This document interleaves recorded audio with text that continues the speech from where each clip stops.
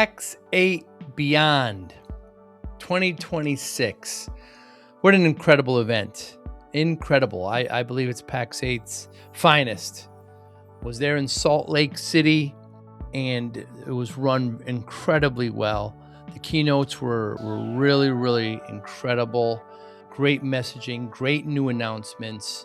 The way they handled the media. We had a whole podcasting row and treated us really, really well. Well attended. Thousands of MSPs, thousands of attendees that were just, ready to learn, ready to share, ready to be part of this community. Really great event. They're in Salt Lake City, an unusual location in that I've never been to an event there before, but Salt Lake City did a really good job of hosting it. Beautiful there in the mountains, and absolutely the weather was incredible, although we didn't spend much time outside. But Podcast Row was set up incredibly well too by PAX8 leadership. Had 15 great conversations. First was with Brent Whitfield from New Charter, of course, from Garage Startup to 8-figure exit lessons for MSP leaders. Great conversation with Brett, great insight. Next was my friend Rob Scott from Monjura, of course. Why AI can't replace human expertise in high stakes decisions. Great conversation with Rob. Rob, so well-rounded. Really enjoyed. It's my second time talking with him on the podcast. Dave Meister from Checkpoint, from Tech Apprentice to Global Cybersecurity Leader. Great conversation with Dave. Really, really cool insight. First time meeting Dave. Oh, and then Kim Simmons. My goodness. Second year talking to her at PAX8. I'm a big fan of her and her Cloud Contracts 365. How growth mindset and AI are reshaping business success. Wonderful to see Kim. Next, Dan Daniele from CrowdStrike. Had the pleasure of knowing Dan for many years. How AI is changing cybersecurity faster than most businesses realize. Really great conversation with Dan. Always enjoy his time. Ryan Seguin. First time I met Ryan from ScalePad. Really great conversation, really open. Why your best growth opportunity is already in front of you. From PAX8, next was Ola Wodakowicz. Sorry, Ola, if I mispronounced that. From burnout to balance in a hyper-connected world. First time meeting Ola. Really great conversation. Enjoyed it. Gagan Singh, of course, from Blackpoint, CEO there. The AI revolution, opportunity, risk, and the future of humanity. Great talk with Gagan. I've had the pleasure of talking to him before, not on the podcast, but really, really smart, really insightful. Daniel De La Garza from Kipling Secure. Great conversation with Daniel. There, we're doing a lot of work with Kipling. It was a really great conversation. Thank you, Daniel. Next was Jason Myers from Open Text. AI is powerful, but not as smart as you think. Great conversation with Jason. Joe Levy was next from Sophos. Had so much in common with Joe. We're both from the Northeast, and we were doing very similar things with computing in the 90s, and really great insight from Joe. Thank you very much. Luisa Balanuch. I think I mispronounced that, Luisa. But incredible conversation with Lisa. She's doing great thing with offshore and nearshore hiring, helping MSPs do that. FlexPoint is the name of the company. Ryan Walsh from PAX8. My friend Ryan, is the second year we've talked on the podcast. Great insight. The time goes by so quickly. Thank you very much, Ryan. Brian O'Shaughnessy, one of my good friends for 15 years, has an MSP, recently merged with a friend, Rob Bruce, who I also talked to. From startup panic to lasting success. Great talking with Brian, great insight. Jessica Davis. My goodness, Jessica, we've known each other for a little while. Great to have you on the podcast. And last was Rob Bruce, the two leadership partners at SkyTide, from Africa to MSP business. Excellent guest. I thank all of you for taking the time to spend with me there at Beyond. And thank you for watching and for listening. Hi, I'm Joey Pinz, and here's my 45-second introduction. After starting my business in the 90s, I started developing poor habits of eating in my diet because of working way too much. Before you know it, I found myself 340 pounds. The doctor told me if I don't lose the weight, I'm not going to see my daughter graduate. Took the next 7 months, lost 130 pounds. People think there's some secret. Ask me, how'd you lose that weight? Like there's some secret. There is no secret. How'd I lose the weight? Just one word, discipline. I've had other successes in life, and I attribute them all to discipline. Now, I'm not the king of discipline, but I believe that it can help all of us. Friends, colleagues convinced me to start a podcast. The podcast mission: how do we better ourselves and society? I talk to interesting people in health, fitness, sport, wellness, business, technology, science, art, and culture. And I eventually ask them how discipline plays a role in their life. Podcast vision: growth through learning from others.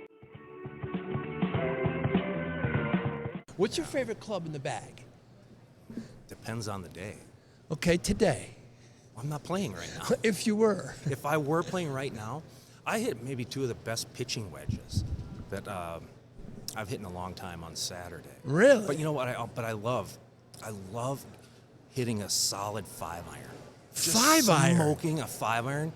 Because it's lower. It's low. It bores through the wind. Yeah, I love hitting a good 5-iron. Do you really? But there's fun in that. There's fun in hitting 110-yard. 56 degree, and I love every shot. I'm not moving backwards. Well, I can't move the circles. I haven't been moving. Yeah, about a fistful away. Yeah, I got a big fist, So short man. game more. Well, you said you're 5-iron. I like hitting I like on a par 5 that you're not going to get there. I'm like, all right, I'll sit this like 205, 210. I just love smashing that 5-iron and making a chase. Yeah, I love it. Yeah. I love it. Yeah. You think a day will be where you stop playing golf? I guess. Yeah. I don't know. It depends on when I die. That's when Right. it'll happen. That's when it'll happen. It'll definitely happen then. But yeah, it depends on how old I live. Yeah. If I die when I'm 60, it probably won't be a day, except for the last day. In this fast-paced MSP landscape, how do you stay ahead? Introducing MSPinfluencer.com, your ultimate hub for MSP news, insights, and community connection, powered by Forza Dash. More than 75,000 MSPs subscribe to our MSP Influencer Pulse weekly newsletter, staying informed and ahead of industry trends. Tune in to emerging podcasts from Joey Pinz and leading MSP voices, offering essential tips, powerful insights, and success stories. Explore our multi-authored blogs, crafted specifically for MSP leaders, delivering fresh perspectives and actionable strategies. Celebrate excellence with the industry-leading Forza Dash MSP Influencer Awards, recognizing innovation, leadership, and impact in the MSP community. Join thousands of MSP professionals who trust MSPinfluencer.com to grow their business and expand their networks. MSPinfluencer.com, where today's MSP leaders connect, collaborate, and conquer, all powered by the Forza Dash platform, helping MSP vendors work effectively with MSPs and helping MSPs grow. Is there a position that you hold, Brian, that others would disagree with? Many other people would disagree with. What do you mean? Any a position. position, like a position on something. Correct. An opinion, position. No. Really? Generally what you think? I think that, Why is that? nothing that I could say out loud anyhow. Nothing Well, that I could. so you nothing say that something could be controversial? nothing I could say that could Well, be something political? recorded. Yeah, all of the above. Yeah. How about in northern? No, how actually, about in running now an that I'm MSP? thinking- How about in running? How about in being a father? And how about playing golf? And how about? I'm not very controversial. But is there a position that maybe others would be surprised Well, at? let me think about my ex-wife. I'm sure there are plenty of things Well, that she I have opinions on things that she disagrees Sure. on. I'm sure I could come up with something. But Yeah. in general, I think I'm pretty even keel. Yeah. Have you changed your mind on anything in the last 30 days? Yes, I did. I'll tell you what it was. Do you want to know what it was? Please. Okay. So we're recently changed our leadership team. At the MSP. At the MSP, yes. We changed our leadership team. And there are 2 people recently added to the team, and I was thinking, I'm not sure they're ready. I don't know, they're good, they're fantastic employees, right? They work hard, they're smart, they're director level, but are they ready for the leadership team? And I was a bit reluctant to add them. But what it dawned on me shortly after was, well, they'll never get ready if we don't add them. So I changed my mind. I'm like, yeah, let's get these two guys on our leadership team. We'll bring them along. This is how we'll grow technology leaders. Very interesting. Yeah. And what made you jump that? What made you change your mind? One of our core focus is building technology leaders. And when the light bulb went off, hey, part of what we're doing here is we're developing technology leaders. The only way to develop them is to bring them on when they're not ready, to mentor them through the process, to put them in a seat that they may not be exactly ready for, but that's how they'll become ready for it. That's how they'll grow into it. Formative years, before the age of 18, Brian, what were your passions? What made you tick?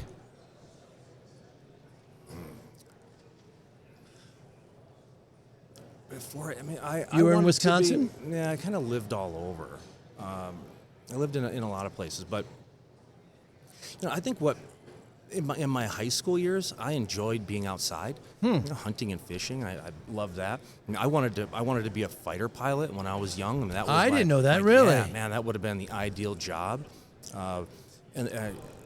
As I was graduating from high school, I really didn't know what I wanted to do. I ended up with a degree in math as a result. But what made me tick, I think, was problem solving in a lot of ways. Yeah. How so? Like, I didn't know you hunted and fished. I hunt and fish all the time. Really? I do now, yeah. I love fishing. What do you hunt for? The last time I hunted, I was turkey hunting. Ah.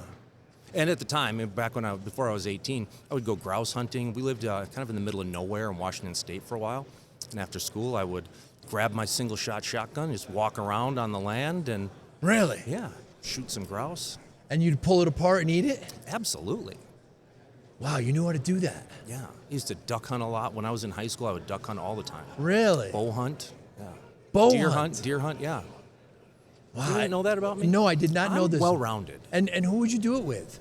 Buddies. High school buddies. Very interesting. And the fighter pilot, where did that come from? It's just, I don't know. I'm not Movies? sure why. I'm not sure I'd say movies. No, I think it's just, I don't know. It's an energy thing, maybe. Right. Yeah. That's the one thing I just love. Would always want to do.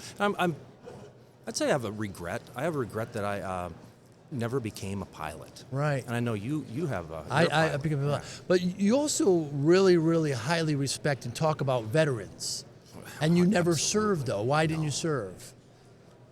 Was it an appreciation after? No, I think I've always had an appreciation. When I was at the age to serve, it was, I'm done with high school. I go to college like everyone else. There wasn't really a thought to go into the military.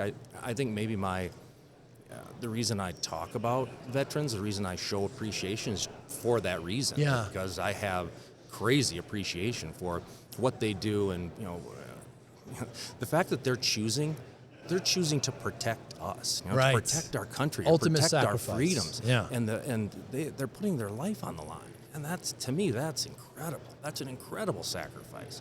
How can't we be appreciative? How can't we say thank you? Have to be. When did the tech bug bite?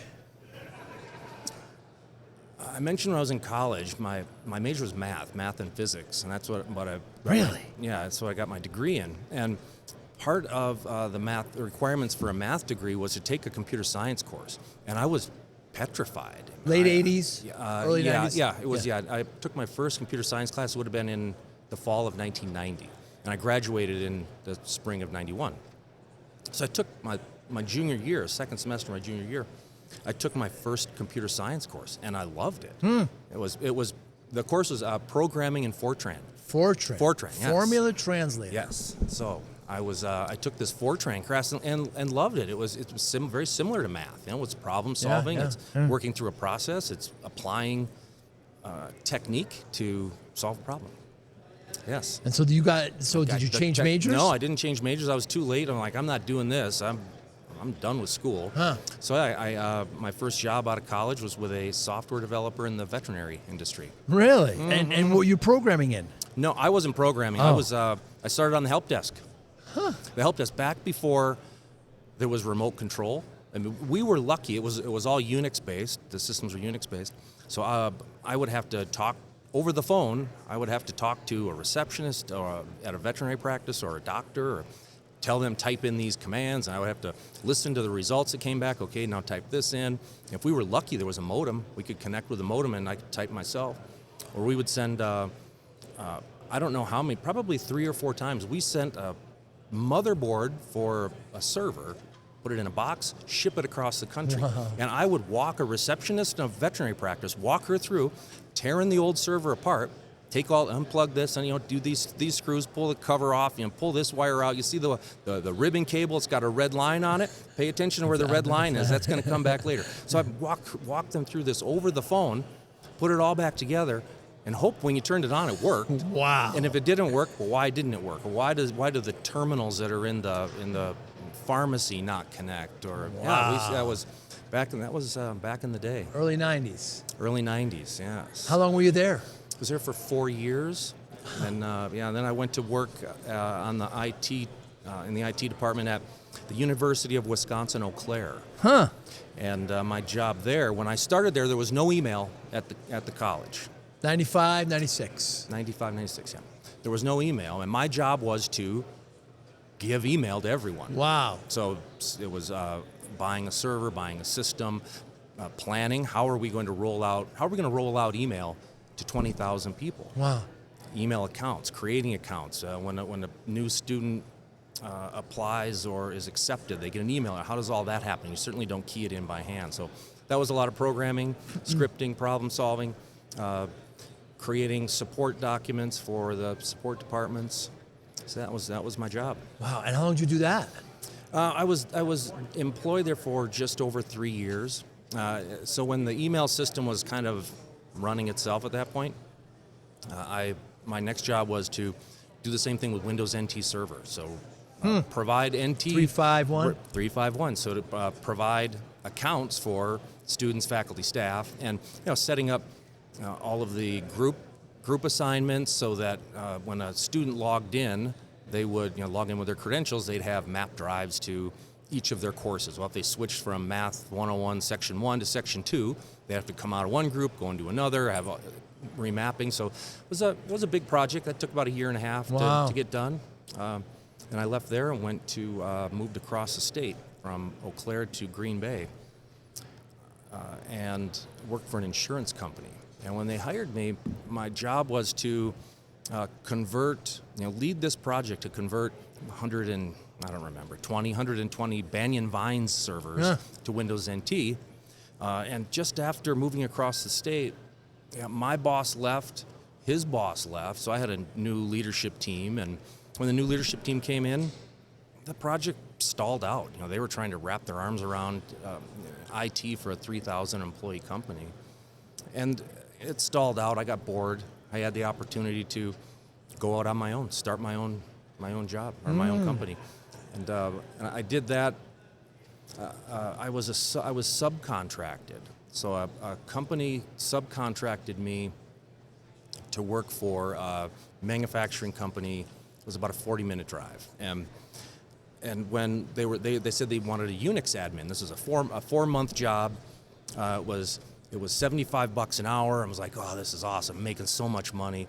$75 an hour was for 4 months, and I thought, well, for 4 months, that'll give me time to, find the next gig or develop a client base. And when working with the company, they said, well, the end user is looking for a Unix admin, and they're looking for someone that knows HPUX. And I said, well, I don't know HPUX. I know AIX, I know SCO, I know plenty of flavors of Unix, but I don't know that specific flavor. And they said, you'll be fine. They're looking for an admin. When I got there, the very first day, they handed me a CD in Japanese. And it was HPUX, and they said, we need you to install this on a workstation for one of our engineers. And I said, well, I don't speak Japanese. And they said, that's okay. It's okay. They do. They can translate the Japanese. You just have to, you've installed this, you just have to, work through it together again. I said, well, I've never installed this. And what do you mean you've never installed this? They said you were a senior level HPUX engineer. I said, no, I'm not an HP, I'm SCO and AIX. I said, well, I'm sure you're great at what you do, but it's not what we need. And See you later. Wow. That was on a Wednesday. They kept me around until Friday. So I'd lived in Green Bay for just over a year, quit my job. The only people I knew in Green Bay were coworkers. I mean, they weren't really prospects. So here I was, unemployed. I had a 2-year-old son and a 1-month-old son, and no job. And here I am starting this company. It was in spring of 1999. Wow. We had Y2K coming. Y2K was coming. I took out an ad in the Green Bay Press Gazette. It cost me $3,000 that I didn't have. I borrowed it from my dad, and I took out an ad. Free Y2K assessment. I got one phone call. It ran for 16 weeks. I got one phone call, and it was from a TV station. The TV station said, "We see you're advertising in the newspaper. Have you thought about advertising on TV?" And I said, "No, I haven't thought. I couldn't afford the ad in the paper. But thanks for calling." Wow. Yeah. So I got nothing out of that, and I just kind of scrapped and clawed. Got a little client here, a project there. Struggle. What if discipline wasn't about punishment, but about unlocking your best self? I spent 2.5 years writing Discipline for Greatness because discipline changed my life. And I know it can change yours too. This isn't theory. Inside, you'll find real, practical steps you can use immediately to focus better, build stronger habits, reduce stress, accomplish your goals, and bring more balance to your life. Whether you're trying to get healthier, improve your career, or simply feel more control, this book gives you the framework. Start today. Grab your copy of Discipline for Greatness at joeypinz.com/book. Thank you. A lot. And that was the birth of the MSP. That was the birth of the MSP, yeah. It was called? It was, at the time, it was called OS Consulting. Wow, that was a long time ago. It was tough. It was a tough summer. I'll never forget pulling off the side of the road crying. Yeah. What have I done? Yeah. I've got this young family and no job. I'm gonna have to find a job. And I was on my way to help a buddy who's a construction worker. I was helping him carry trusses around a house. Wow. That's what I was up to. Yeah, but it all managed to work It itself did. out. Yeah. I remember when we acquired one of the companies that we did, we were up, I don't know, 40, 50 employees, something like that, and we had a picnic. And I remember going to the picnic and meeting the employee's spouse and children, and then I remember meeting grandkids, Brian, and it just rocked me. And after the picnic, I went straight to the office. I'm thinking, this little thing that I started in my father's garage is affecting grandkids. I better really start working, man. Right. So that brings me to a question. How does discipline play a role in your life? Well, How did you do that? Discipline, I looked at it very differently back then. I bet you did. Very differently. I'm sure you did. We all did. We all changed. Yeah, there's no right answer. Yeah. So you brought the MSP, and when did you do this recent? How long's the merge been? It's been 2.5 years. Yeah. And that was how long? How long of a period until this merger? How long have you had the MSP? Well, from 99 to 2024. Wow. So 25 years. 25 years, and then we merged. And what did you learn in those 25 years? Now, I learned how to treat people. Yeah. I learned how to do things the right way. I learned from Power of the peer. a lot of mistakes. Absolutely, the power of the peer. If it weren't for HTG, I'm peer group. There's great no, group. there's no way that I'm convinced that my company would have failed. Me too. I'm convinced. Me too. What do you mean you two? I'm convinced. You're convinced my company would have failed. Great benefits. Yeah. Oh, Yeah. incredible. I learned how to treat people because I wasn't treated well by people. I learned how to be a great leader because I didn't have some great leaders. Right. I learned how to do things the right way by experiencing things that I didn't think were done the right way. Yes. So why merge with one of your best friends who had an MSP in Colorado? For a couple or of Wisconsin? reasons. A key reason is, I'm 50. I'll be 57 Thursday. Nice. I'll be 57. I'm not getting any younger. 57. So you're born in '69. I was, yeah, June 11th. Yes. And I'm sorry, I didn't mean to interrupt. So you're going to be 57. Why So I'll did be you merge? 57. So I'm not getting younger. Right. And I needed some kind of succession plan, exit plan, and also the company, the way the company was pre-merger, the way my company was, it was pretty dependent on me. And there was a risk there. If something happened, I'm not getting any younger. If I'm hit by a bus or have a heart attack, whatever, the company would have been in rough shape, I think, without me, because I was wearing too many hats, even though I was being taught for years not to do that and delegate and grow leaders. But we weren't able to, financially, we weren't able to hire staff at that level to really grow. So a big reason for merging was pulling away that risk, eliminating some of that risk, and now we're in great shape. Right. What have you learned about being a leader since the merger? Because you doubled in size. Yes, I've learned some of the key things are communication, communication, and more communication. When you merge with a company, the new people, my new team members, new employees, they don't know who I am. Right. I can't just say trust me, or I can't say, well, I've never done anything wrong in the past. They don't know who I am. So, I had to make sure that I had to be deliberate about making sure they learned who I was. They learned how what things are important to me and how that impacts them. So what I learned with the merger is all about communication and the importance of planning.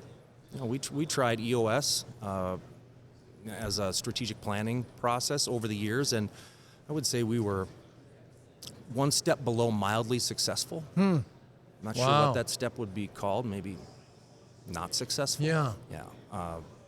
But we didn't really do it well, and but we've adopted EOS and jumped in with both feet, and to talk about discipline, that's a everything, key piece of discipline.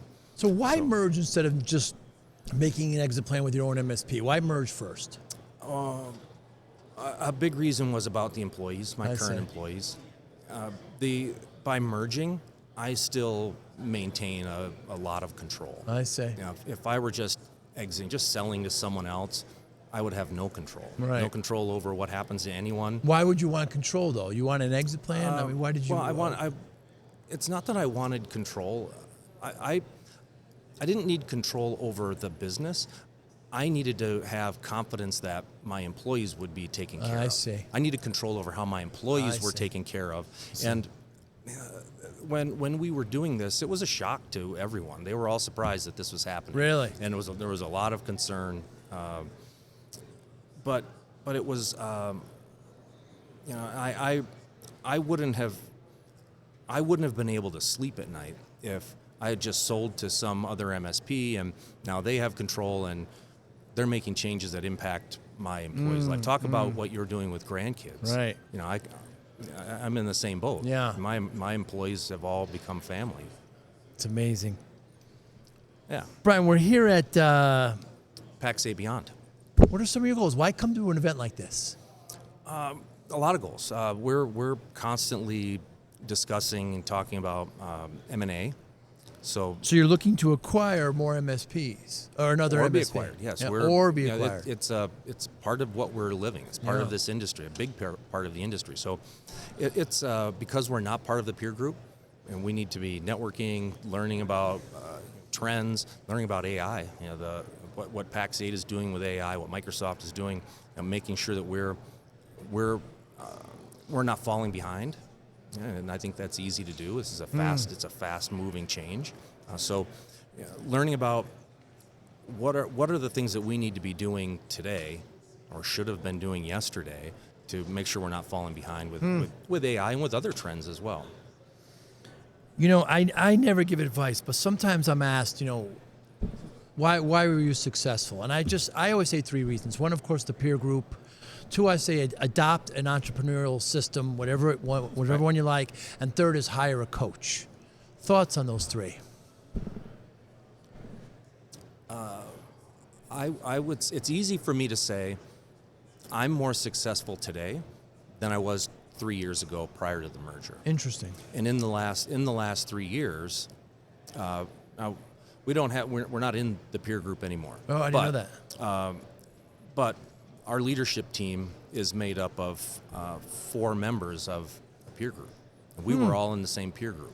So We had interesting. our own mini peer group. I see. We were all owners and running other MSPs. Now that we've merged, we're able to work together. But so we don't have the peer group, but we're all still very well connected, very well. And now the second is having a platform. We've adopted EOS and adopted it wholeheartedly. Yeah. And then the third, from a coaching standpoint, we use PAX8's VCC coaching extensively. Really? Rex Frank's group? Yeah, it's David. Yeah, David, and, yes. Very interesting. Brian Davies is coaching. Amy Luby is coaching Amy. a sales team. Yeah. David meets with us.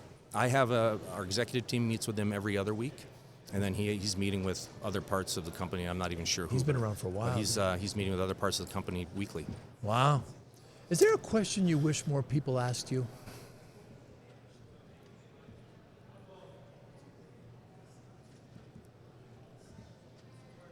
No. No, I don't think so. Is there something that Joe? I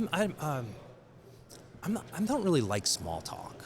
Yeah, You know but that still, about me? is there something? So that, go ahead. if I were maybe I don't like small talk. Right, I know you don't. So if someone were to come up to me and I would rather them not even talk to me, not to mention ask me a question. But still, but is there even if it was something- someone that I had a relationship Yeah. with it, Is there something that you do that's don't need more to be difficult asked. than what people would seem? Than it would seem, and so that I wish people would understand more how difficult something is. That's what I mean by that. yeah, for sure. I think being an entrepreneur, owning a small business is difficult. Yeah. It's difficult. You know what it's like. That's the importance of the peer group. I've always felt that about the peer group. It's hard because you always have to be positive. You always have to. You do. You always have to Portray, show positivity. Yeah. If things aren't going well in your company, you can't let your employees feel that. So you have to be positive when it's hard to be positive. If things aren't going well in your company, maybe financially, you can't go home and dump on your spouse or your family because they're relying on you as well. You have to be positive in front of them. And even trying to explain things, other people don't quite understand. Unless you own a company, it's hard to understand some of those things. So the peer group, members of the peer group get it. Yeah. You can share those things. You can be vulnerable. You can be emotional. I've cried in more than one peer group. Yeah, me too. You have? Yes. Yes. I didn't know you had feelings. Oh, stop it. The word entrepreneur gets thrown around way too much. I hear Right. I don't throw any shade on anybody, but some of these young people have a side hustle or something, and I'm an entrepreneur. I mean, I pulled over and cried as well. I've almost 30 years, never missed a payroll. Yes. It's very, very tough. It's taxing. And it's taxing. And you have to hold on to that. That's right. All by yourself. Yeah. Unless you have peers. Right. Then you can have, share it. Then you can share it. Yeah. You can meet when you meet every quarter, even quarterly in the peer groups. You know what it's like. Yeah. You still try to position. Things are going That's well. right. That's right. And it takes a while to admit. Yeah. All right, things aren't going Right. well. Things aren't Trust. going well, and Yeah. it's definitely a trust factor. Yeah. So you know my story, Brian. You mentioned do. discipline before. I was in my 20s. I was invincible. You still are. Well, the doctor says I'm at 340 pounds. Now, I knew that I had gained weight, but I didn't think I was a 47-inch waist, And she says, if you don't lose this weight, you're not going to see your daughter graduate. My oldest now, was born then, Yes. scared the life out of me. Of course. Next 6-7 months, lost about 120 pounds. You can't look at this as like a finishing line, right? These are lifelong changes. Right. When I tell people this, they say, what's your secret? I always say discipline, no secret, right? Motivation, focus, routine. I feel a role in discipline. So how does discipline play a role in your life? I've been waiting for you to ask me this question for years. Really? Yes, I thought you'd never ask. How does discipline play a role in In my your life? Plays a lot of it How plays so? in a lot of ways. Discipline is it's how I'm a leader. It's how I follow through with commitments that I make. It's doing things when they're inconvenient, the things that are important. It's not rigid. I don't look at discipline as being Structure. rigid Yeah. or being strict. Yeah. I think of it more as being consistent. So it's all up to me. Discipline is all about consistency. It's motivation comes and goes. You have days that you aren't motivated, right. but discipline is what gets you through the days that you aren't motivated. And I think for me, discipline is turning goals into results. That's what when I think of discipline, that's what is required to take a goal and make it a result. As a kid, was discipline talked about with your parents, or was it exemplified? I think we both grew up in an age, in an era where, parents were disciplined. They enforced their standards through discipline. Physically, so it definitely played a role in my life. I think I learned right and wrong through a broken wooden spoon in the kitchen. With their method. With their method, What motivates you now, Brian? Letting someone down. Wait, I'm sorry. Your motivation is letting them down. By not letting someone down. I'm motivated because I don't want to let someone down. I see. Yeah, I'm very. So positive impact. Can I say that? For sure. You can say anything. Positive impact. I'm not even positive impact. Just impact. No, it's more of a being dependable. I'm motivated by not screwing up. Interesting. I'm motivated because if I tell you I'm going to do something, right, I'm motivated to make sure I don't let you down. If I'm going to be here at 2:00, right, I'm not going to be here at 2:05. Right.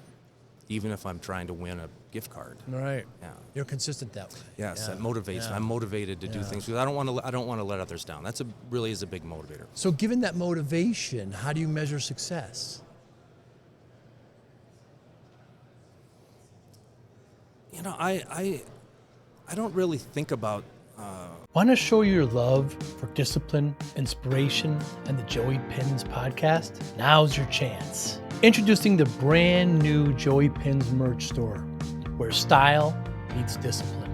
Choose from premium apparel, cozy hoodies, stylish hats, durable bags, and your new favorite coffee mug, all featuring the iconic Joey Pinz logo. Perfect for podcast fans, discipline enthusiasts, or as unique gifts for friends and family. Every purchase supports the Joey Pinz Discipline Conversations podcast, helping us continue to inspire greatness and promote positive change. Visit joeypins.com/store today and wear your discipline proudly. Joey Pinz merch. Wear it, share it, and live it. Big picture success. Often, I've looking back on life, looking back on my career, I've been successful. Yes. I'm happy. I'm very proud father.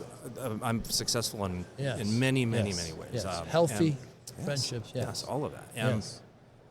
But I don't. On a daily basis, I don't think about success. I measure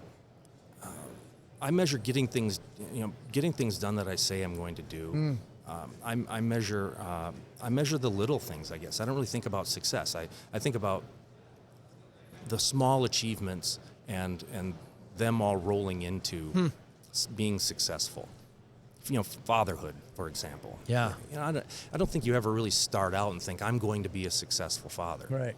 But if you show your kids you care about other people and you're aware of your surroundings and you care about them, and you openly talk to them, and every time they ask you to do something, you better believe it, you help. Doing those things, all of the little things, equate to or make you successful. Brian O'Shaughnessy, great pleasure. I'm glad we finally did this. Those watching and listening, how can they get in touch with you? LinkedIn? LinkedIn's probably the best way, right? LinkedIn. I don't know. You want my phone number? No. LinkedIn will be just fine. Yeah. Well, when do I get to ask you questions? Go ahead. How would you describe our relationship? Would you say we're we're friends? Are we golf buddies? Are we colleagues? Are we acquaintances? How would you define our relationship? I would describe our relationship as friends. How would you? Friends. Yeah. I was just wondering. Yeah. How many of these have you done, and when did you start? Podcasts I've done over 900 about 5 years ago. 5 years ago. And 900. Yeah. That's incredible. So So you're going to be like number 899 or something. 899. Oh no, I'm sorry. You're going Make to be me like 900. You're going to be like 902. Come on.